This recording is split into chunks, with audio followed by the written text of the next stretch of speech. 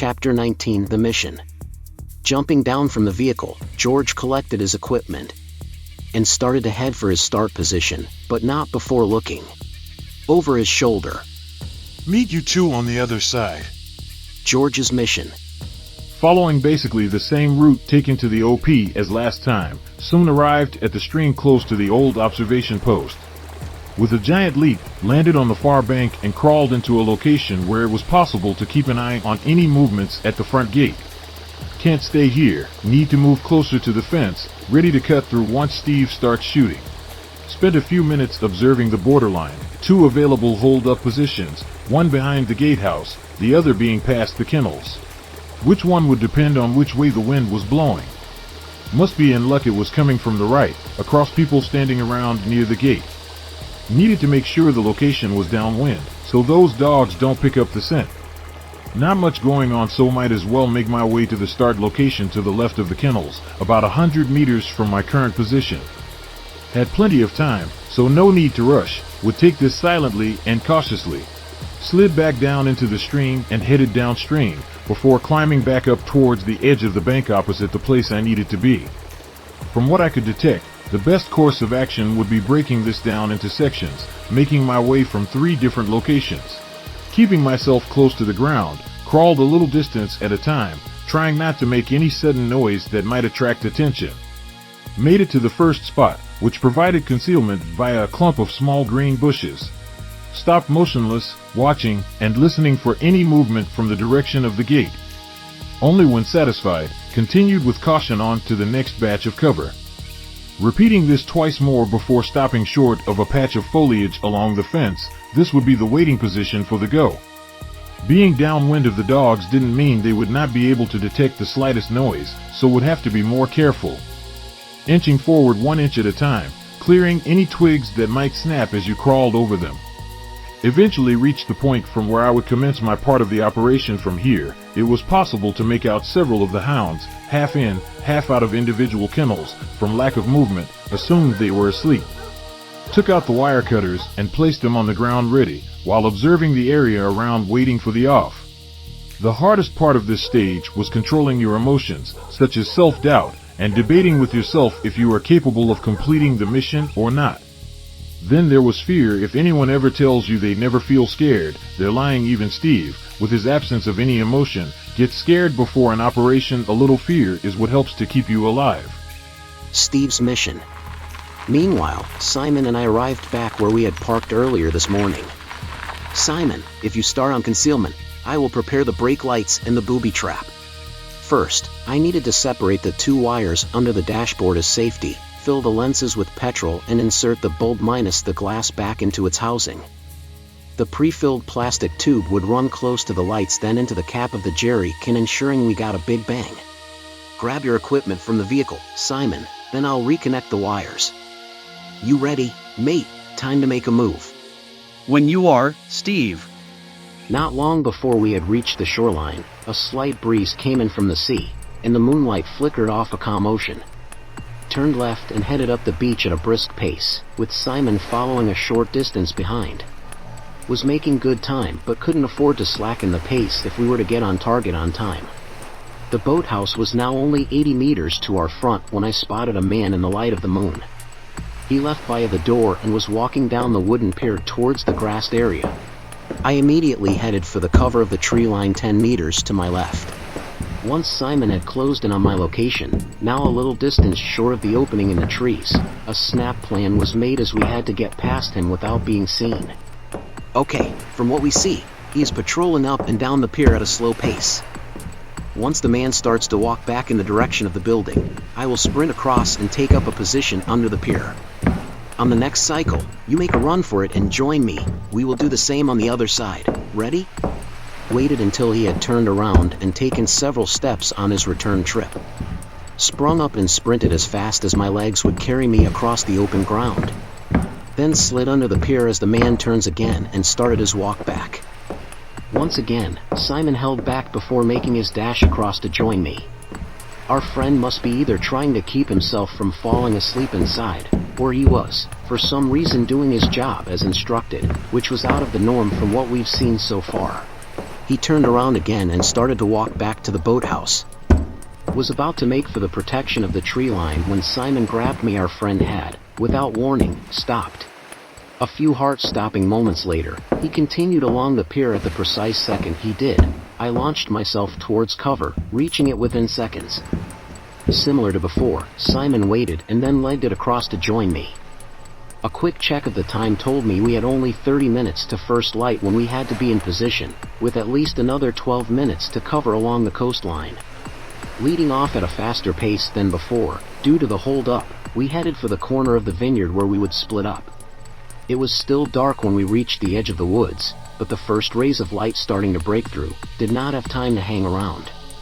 I will meet you at the house later, Steve. Simon's mission.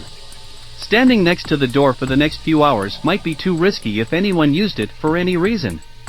Needed to find a secure location where it would be possible to watch any coming and goings, which still provides cover, but also close enough to be able to reach the exit when required within a short moment. A scan of the area provided the perfect spot back among the green undergrowth of the forest, set around 40 meters from the entrance, which gave an ideal view. Would make a final decision once in position. Moving back away from the building into the woods, traveling 100 meters before turning right, the plan was to approach from the rear as this offered the most protection and was out of the line of sight. An abundance of natural cover made it easy going. Finally, reaching a spot within 35 meters or so from the warehouse door. I took up a prone position amidst the fallen leaves and crawled into position and waited. Nothing to do now but wait for the fun to start. After leaving Simon, I was now making my way to the start position using the available protection of the hedgerow and buildup of sand. Made my way to the far edge, pausing to listen for any movement among the vines. In the distance, the unmistakable shape of two people standing near the water tank, too dark to notice any individual features, apart from the distinctive glow of a cigarette moving up and down, with the light becoming brighter as the person took a drag. Kind of them to let me know where to aim, somewhere between the top and bottom. My hold-up position on the water tank was 120 meters away, along the rear edge of the vineyard which ran close to the shoreline. Making use of the darkness, approached from the beach immediately behind the tank. Stopped at the bottom, using the cover of the small brick wall of the surround, and slung my rifle across my back. One of the few times I would allow myself to do this, as it was usually ready in case something happens. Still, I needed to stop any chance of the metallic parts banging against the metal of the tank. Taking a pause between each step, started my ascent up the ladder until a point just below the rim. This was the tricky part. Had no choice. I would need to skyline myself while clambering into the space between the tank and the rim. Once on top of the tank, took up position behind the perimeter in a position where I could see through one of the tiny splits dotted around the edge. Wouldn't be able to fire from here to do that. I would have to take up a different stance where I would be exposed, but I would have the element of surprise on my side. All there was to do now was to wait. The last few weeks' preparation and planning comes down to what happens next. Laying here motionless in the morning light had my mind wandering into the moral dilemmas of taking a life, or if I would make it to the end of this day. No time for thinking now. The 3 guards were approaching. My heart started to pump faster as adrenaline flowed throughout my body. We'd reached the point of no return. Okay, one deep breath, with one fluid movement, adopted a kneeling position. Found the first target in my sights, the procedure now running through my mind. Breathe in, breathe out, hold your breath, remember to squeeze the trigger, don't pull. My finger took up the first pressure, followed by the second. The mechanism recoiled as the first round left the rifle. Almost like in slow motion, the bullet struck home. The back of the man's head exploded, with blood and brain matter dispersing in all directions. The others started to scream and shout, in a daze of the moment, confused, their reactions slow, not knowing what happened. No time to waste. Found the next target and fired, like the first, went down with a silent thud as the round found its target. Took aim at the third man, now composed and running towards me at high speed. Too late, my third bullet hit him in the chest, forcing the target to fall backwards, still screaming in pain as he clutched at his wound, trying in vain to stop the bleeding. As soon as the third round left the barrel, turned and ran to the ladder, descending as fast as possible, my feet hardly touching the rungs. Can't afford to let this man live. Within seconds, I was standing over him, the eyes of a dead man now glaring into mine. He mumbled something incoherent as I rested the barrel on his forehead and squeezed the trigger. The sound of barking filled the air. Looked up in time to watch 5 dogs heading my way. This was not the time to panic taking aim. The first went down, closely followed by the remaining 4. While waiting, I had spotted 2 men working in the field. They had now gone to ground, had to find them and fast. Sprinted to the location, where I had seen them before. There was no sign of them. Where are the fuckers? About to leave when a noise to my right attracted my attention. Buried under a heap of marijuana plants, the shape of 2 bodies could be seen hiding. Emptied 4 rounds from the magazine into the pile. No more visible movement came from the undergrowth. Turned in the direction of the house and started to sprint across towards the other water tank. Still, 2 more guards to deal with.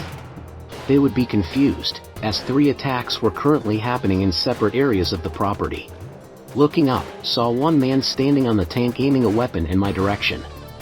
I leapt to the floor and crawled a few feet to my left as a round struck the deck where I had dived to the ground moments earlier. Cheeky fucker! Raising my rifle into a firing position, placed the pointer of the optical sight on the center of his face and fired. The body staggered before dropping off the tank and hitting the brick wall surround with a thud. No sign of the second person, probably headed off to help elsewhere, so made my way to the rear of the house to wait for Simon. On hearing the first shot, Simon sprung to his feet and rushed towards the door. Placed his hand on the door handle and raised the rifle to a firing position, taking up the first pressure. While Steve is dealing with the people and dogs in the vineyard, Simon is next to the warehouse's back door, ready to go. Simon's mission. Right, time to compose yourself, then with one smooth movement, flung the door open, rushing inside. Immediately in front stood a man and woman packing sacks. Before they had a chance to turn and investigate the sound, I let several rounds fly into them. Both bodies fell forward and now lay motionless, face down in the plants they were planning to destroy people's lives with, a fitting end. A lot of shouting and the noise of running people came from my left. Turned towards the threat and took up a position behind the vehicle. Took aim and waited. Seconds later, 3 people came sprinting from in between the barrels of wine, firing in my direction. Time to stay calm and pick up the first target, as a hail of bullets came my way, some missing by only inches, others ricocheting off the metals to my front. Nanoseconds after the arrow of the sight landed on the target, the first fell, blood soaking the concrete floor. No more than 5 seconds had passed when the rest lay beside the first. They had lived by the gun, and now they died by the gun. No time to waste here, the remainder of the warehouse needed to be checked, don't want any nasty surprises. Systematically clearing each row in turn. Was about to make a turn to go down the 3rd aisle when a shot rang past my ears. A woman was spotted as she took cover behind the row of barrels. Got you. A plan was quickly formulated, couldn't allow this turkey shoot to carry on, had places to be. Took up a prone position and took aim down under the bottom row of wine barrels. This bitch needed to be brought down. A rookie mistake, the bottom of her feet were exposed. This was going to be a difficult shot as it wasn't possible to rest my elbows on the floor as you would in a normal prone firing position. Took 1 deep breath, exhaled and squeezed the trigger. 2 rounds in quick succession shattered both her ankles, and the body crumpled to the floor. The woman's screams could be heard as I sprinted as fast as my legs would carry me, adrenaline pumping throughout my body.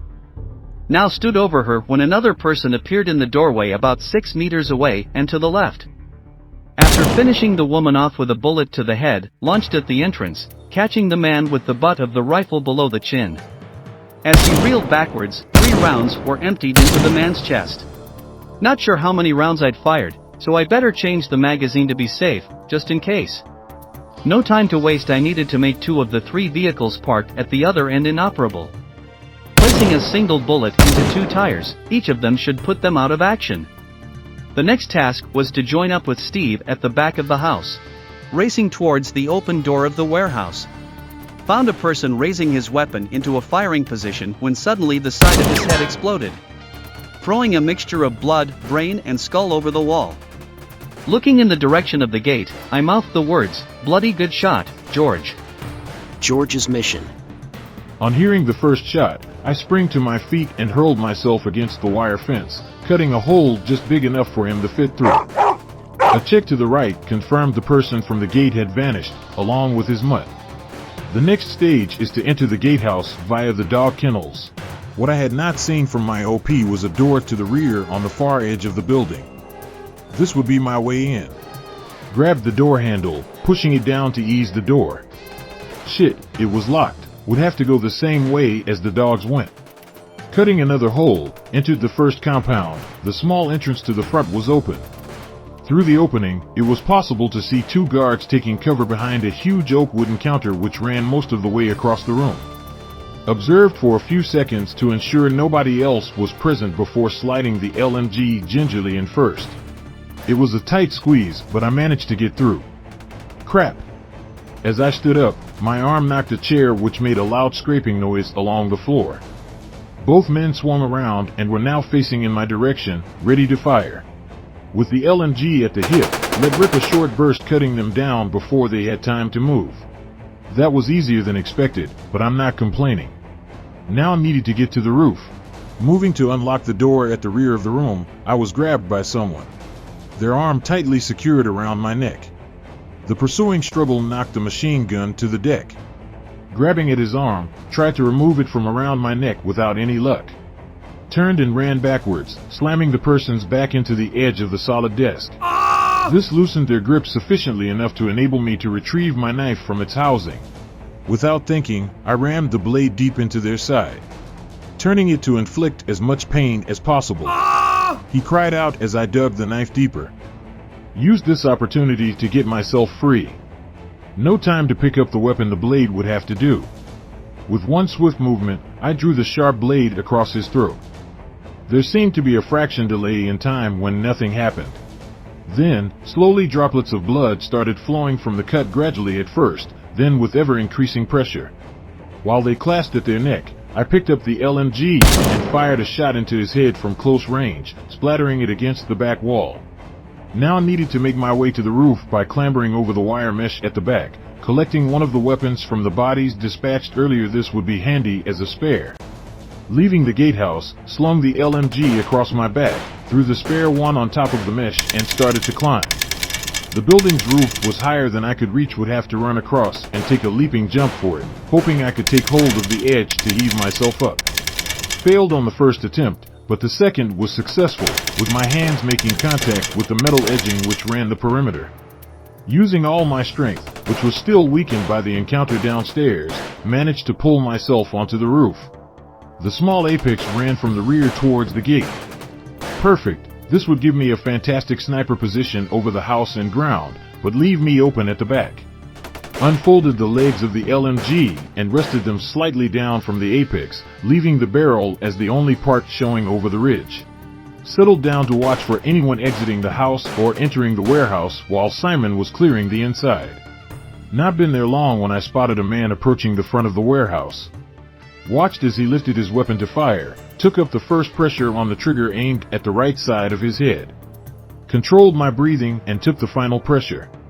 A split second passed until the round struck the person's head. He fell where he stood. A few moments later, Simon appeared, looking in my direction. "Don't worry, mate, I've got you covered." All missions. On reaching the rear of the house, I could hear the reassuring sounds of Simon and George fulfilling their parts of the mission, found the nearest cover and inserted a new magazine with a confirmation tug, to ensure it was sitting correctly in its housing when Simon arrived at the back of the house. "Glad you could make it. You ready?" Taking up a position against a concrete wall on either side of a glass-fronted door, which led into the dining room. I started to count down on my fingers, ensuring they were visible as I counted down from 3. We would go on 0. 3, 2, 1, 0, go. With one complete movement, grasped the handle, swung the door open, and both of us ran inside, with me taking the lead. A fast sweep of the room confirmed the room was clear of anyone. Sounds of shouting and running people came from the rest of the house. Done this on many occasions, and today would be no different. Once inside, I covered the area forward, and to the right, while Simon covered the other half. Facing me when I entered the corridor was a man armed with an AK-47, which he brought up ready to fire. Let him have 2 rounds in the chest, knocking him backwards, screaming in pain. Still, not before the bastard had managed to get one off himself, which struck me with a glancing blow to my left arm. No time to think about the excruciating pain now pulsing through my arm anyway. The adrenaline should keep it in check for now. We have more pressing matters to attend to. Behind me, the sound of gunfire attracted my attention. Turned around to assist, finding several bodies already dispatched. Tapped Simon on the shoulder and pointed towards the corridor. Moving with caution and hugging the walls, we inched forward, rifles ready for instant action. Rounding the corner and now facing the front door. Caught sight of someone fleeing out of the house. A moment later, the distinctive sound of the crack and thump from the LMG is heard. Cleared each room as we went. Finally, we were confronted with the open door of the kitchen. Using the same procedure, entered to discover 2 women dressed in chef whites, their hands held high above their heads, shouting, "Don't shoot." Simon kept his rifle aimed at them. They were now both visibly shaking with fear. Made sure Simon was covering me before searching for anyone else who might be taking advantage of the moment. Looked like our chefs were not part of this drug gang, but innocent locals caught up in this mess. Involved or not, can't have them running around the house, if for nothing else than their own safety. Plus, didn't fancy receiving another hole in any part of my body. Along the wall, past a preparation table, stood an American-type fridge-freezer. An idea sprung to mind. Removed its contents and shelving from the fridge. Bring them over here. Forcing the women inside. Inserted a few kitchen utensils between the 2 handles of the fridge, which gave just enough room for them to open for air to breathe. Found the mains cable and unplugged it from the socket. Don't want them to freeze to death. I'm not a complete bastard. The sound of the door being opened towards the rear of the house had us taking up a firing stance. Seconds later, a voice cried out, Steve! Simon! It's George! Don't fire! "Stay there, we will come back for you." Not stupid enough to shout out, "We are in the kitchen," in case someone else overheard it. We had 2 more locations in the house that still needed to be cleared, the study and the cellar. Couldn't risk being trapped in the basement, so we would make our way to the study first. The door was open when we arrived. Sprinted across the opening to take a stance on the other side. A single shot came from the back of the room. Not sure exactly where from. We would need to draw the shooter's fire again. Only one way to do this was to rush the room, with everyone firing at possible locations of the shooter. Go on 2 deep breaths. All 3 of us accelerated through the door, firing several bursts at every possible place our shooter could be hiding. The area now looked a mess, with sections of the whitewashed walls full of holes, and the expensive-looking sofa lay in tatters. Priceless bottles of wine now dripped down from the glass-fronted drinks cabinet. Now silent, we must have hit our target. Not letting complacency set in, moved with caution, checking every location we had shot at for any signs of life. "Think we got them, gents." As I spoke, a muscle-bound woman around 6 feet tall darted from behind the solid oak desk and launched herself in my direction. Haven't got time for this shit, raised my weapon and placed a bullet between her beautiful blue eyes. The body dropped in slow motion, bouncing as it hit the wooden floor, blood now matting the long blonde hair which lay about her. Located the safe embedded in the wall behind the desk, about a foot wide by about 2 feet tall, with an electronic keypad mounted on the left edge. "Read out the combination, Simon." Reaching into his pocket, he pulled out a piece of paper. Okay, the number is 2450718. The safe opened, and inside was, as Henry had said, a large brown envelope with a blue stripe running down the middle, along with several posh-looking bottles of wine. Might as well have them. Placed everything into the Bergen. The stairs leading to the 2nd floor were located near the front of the house, consisting of 2 sets of stairs, one on each side of the grand entrance hall decorated with fine art leading to a separate landing, which in turn led to a different set of stairs which continued up to the 1st floor. The plan was simple. Would make my way up one side while Simon took the other. George would remain in the hallway as a backup in case any idiot tried to surprise us, then make his way up once we had reached the top. The 2nd floor spanned out in 2 different directions. Time was escaping us fast. Needed to secure this level and quickly. You two take that corridor, I'll take this one. Had nearly finished checking the rooms on this half of the building. When leaving the last bedroom, a single shot came from down the corridor. Turned instantly and raced towards the sound of the gunshot. Both George and Simon were standing inside next to a quilt-covered double bed, overlooked by a patio door, which led to a small balcony. Crouched down in a tight huddle was a woman and two small children. Half in and half out of the patio doors, laying on his back with blood staining the lush white carpet, was a dead man. This must have been the shot I had heard. Of course, we all recognized her from the OPs. This was the woman we had seen with Sam. She says her name is Carol, says George as he continued to check the room. Relax, Carol, nothing is going to happen to you and your kids as long as you do what we say. She nodded gently in acknowledgement that she understood what I was saying. Stay in here, do not come out again for the rest of the day. If you do, you could be killed. Say yes if you fully understand. Carol responded in a faint, scared, trembling voice. Yes, I understand. When we leave, make sure the door is locked and don't answer the door to anyone until tomorrow. Boys, grab that body and throw it over the balcony. These kids have seen enough horror to last a lifetime, without having to look at the bloke's ugly face all day. Closing the door behind us as we left, waited until the sound of the key turning on the other side confirmed the door was locked. Follow me, boys. We need to check the cellar. With any luck, this will be where Abby is, if she is here at all. Working on the assumption we hadn't found her yet. The door to the basement was somewhere near the kitchen if I remembered correctly from our briefing on the place. Passing the kitchen once more, spotted the doors of the fridge freezer repeatedly being shoved violently from the inside. If I didn't know better, our chefs were trying to escape. Just for the fun of it, George fired two well-aimed shots which pierced the wall directly above the fridge. The doors stopped moving. Should keep them still for a while longer. Located the door a little further along on. The steep stone steps led down into a large room which, even though the lights were on, it was still dimly lit. Several smaller rooms leading off the main chamber, each protected by metal gates, apart from one. Off to the right was a wooden door locked with the aid of a giant wooden plank. Made our way around the room, checking every nook and cranny for any signs of the low life. Faint sounds of a woman sobbing came from behind the timber door. This could be Abby. Not taking any chances, George positioned himself with a direct line of sight inside once the door was opened, ready with a killing shot if required. Simon and I once again took positions on either side of the door. Confirmed we were all set, grabbed the plank and removed it from the two hooks it rested on.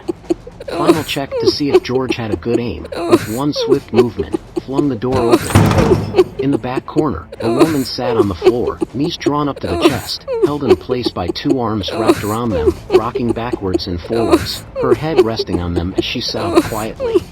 As if in slow motion, she lifted her head and looked at me with swollen eyes. Abby, it's okay. We're here now to take you home. She gave a small hint of a smile. Stay here until we search the rest of the place. We will be back for you, we promise. That must be the tunnel to the warehouse. See if the door is unlocked, Simon. Yep, it's open, and look what I found inside. As he dragged Sam, screaming in pain and clutching at his head, letting go of his hair to throw him into the center of the room.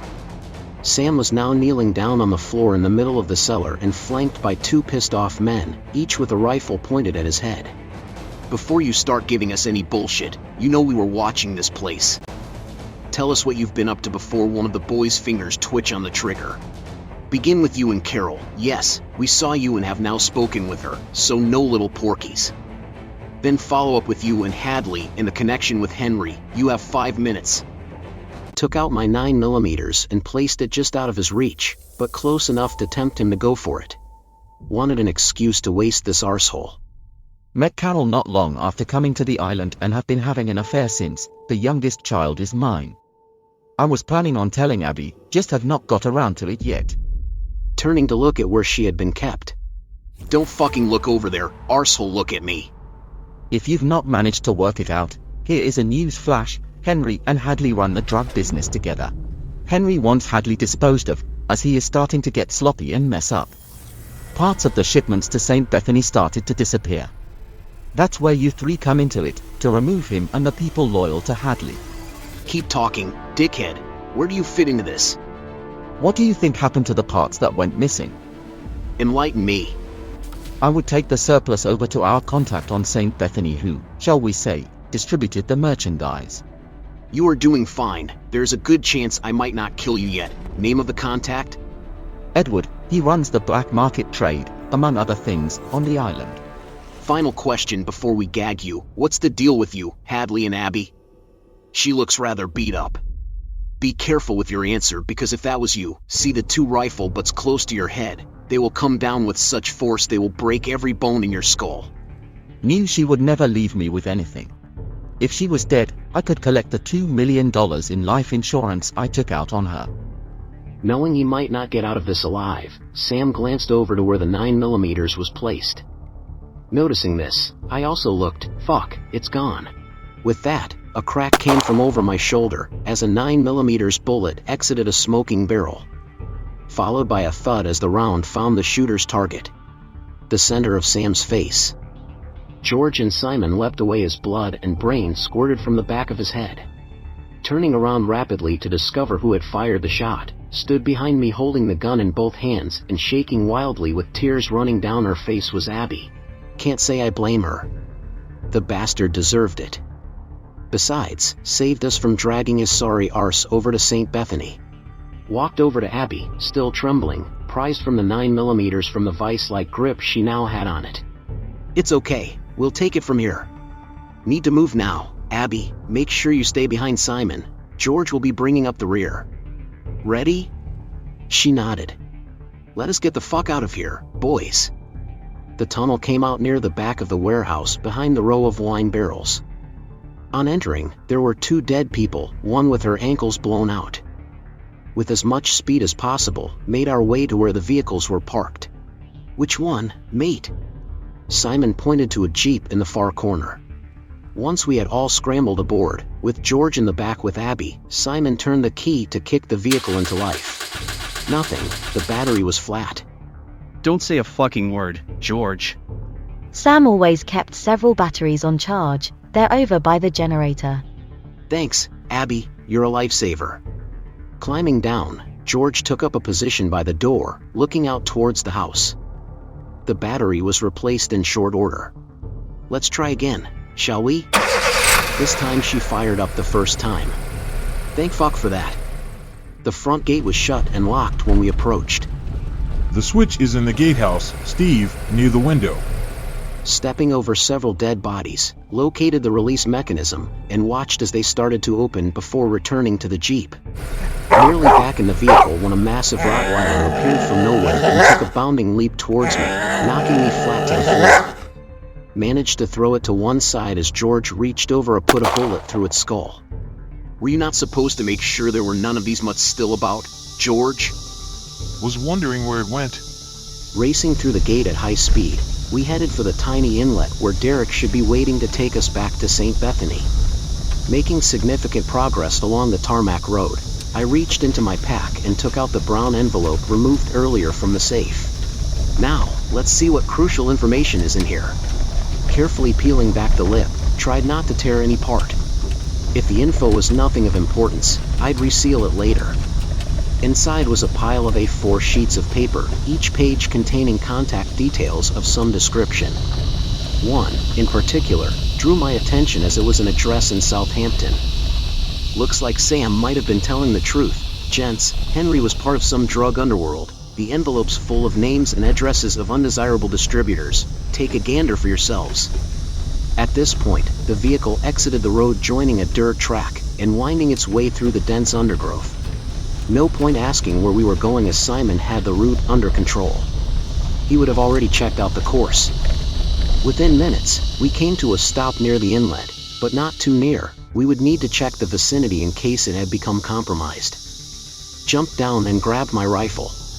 Abby, wait here, we won't be long. Spanning out and each taking a different route, headed forward using all the available cover towards the pickup point, stopping 80 meters or so short and observed. No sign of any movement apart from Derek moored under the overhang of an enormous tree, whose branches arched over the water providing excellent protection from view. Placed my hand on top of my head to signal the others to close in on my location. Ensured that everyone had seen the boat, we headed back to the Jeep to collect our equipment and, of course, Abby. Best you come with us to St. Bethany for at least a week, Abby, until everything settles down here. You can always come back later. On reaching the boat, there was no sight of Derek. Where the fuck was he?